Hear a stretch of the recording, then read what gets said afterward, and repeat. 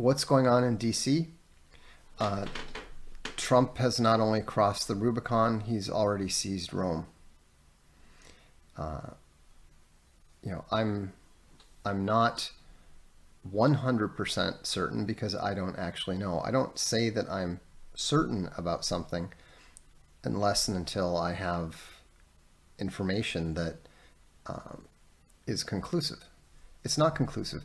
We don't know exactly what's going to happen, but we have been given more and more and more and more clues that explain what's happening.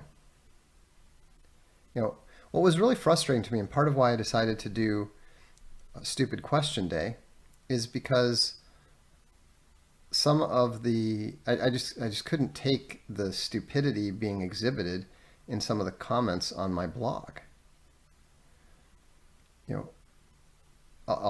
This is actually related, so I'll answer the question as part of the answering the previous question.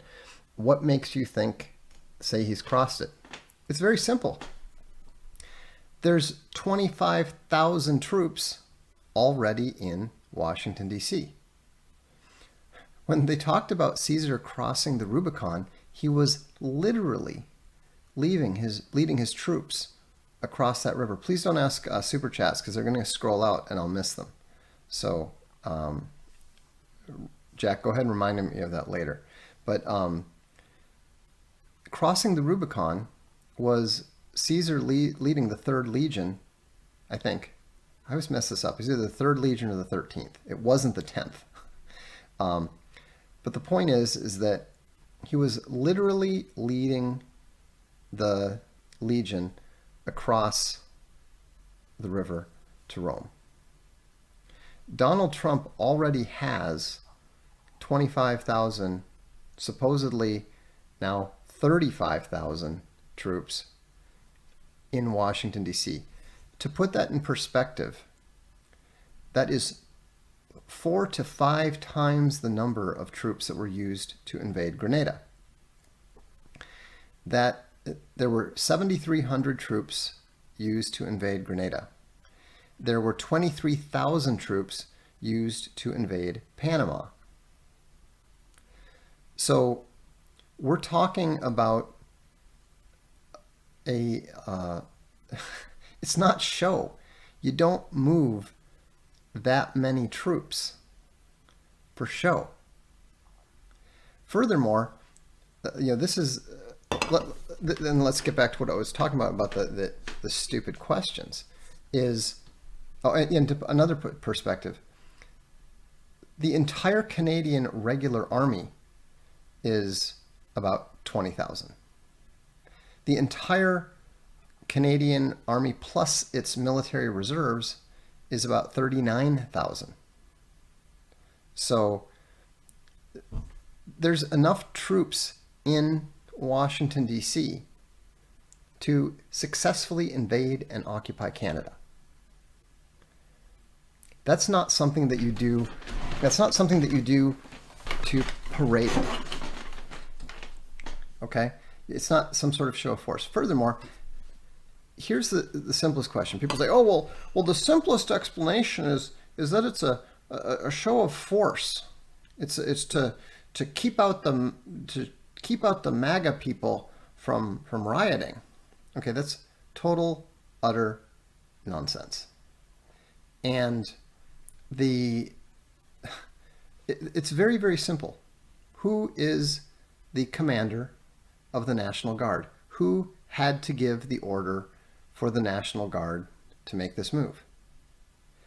The President of the United States. Who is the President of the United States? Donald Trump.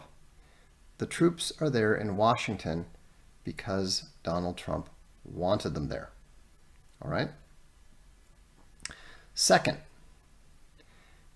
a troop movement of that magnitude takes months to plan, and it takes weeks to prepare at a minimum, at an absolute minimum. So the reason that my confidence has grown considerably is because it's one thing to move 100, 100 people. It's another thing to move 1,000, right?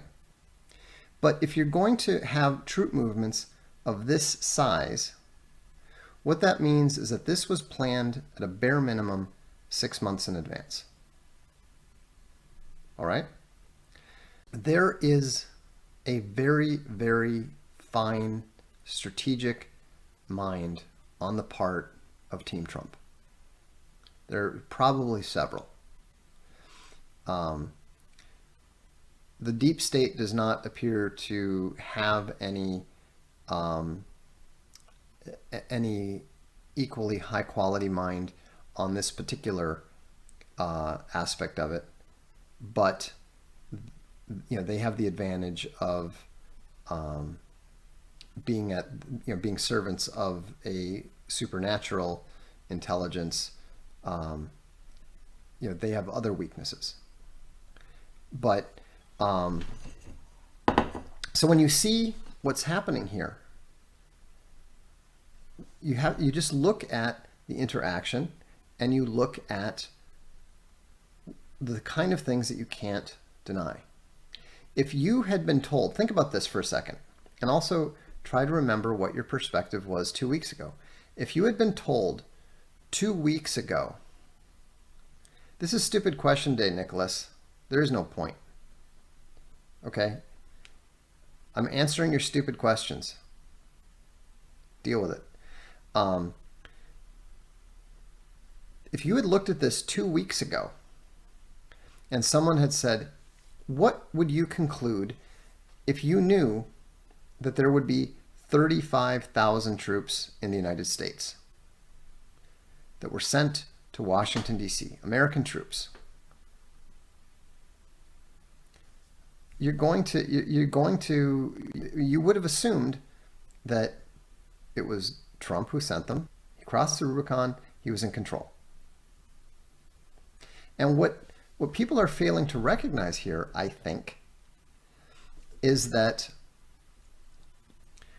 Trump not only crossed the Rubicon, he did it in such a brilliant manner that nobody even noticed. Even after it's done, people don't believe it. But here's the thing. How do we know that Team Biden believes it? How do we know what Team Biden believes? How do we know that Team Biden is pretty damn certain that the National Guard is there for Trump? Come on. Those of you who are saying I don't know what I'm talking about, exactly, Coddington's got it. Team Biden keeps canceling events. If Biden was involved, if Biden was in control, then he would have done the inaugural walkthrough today.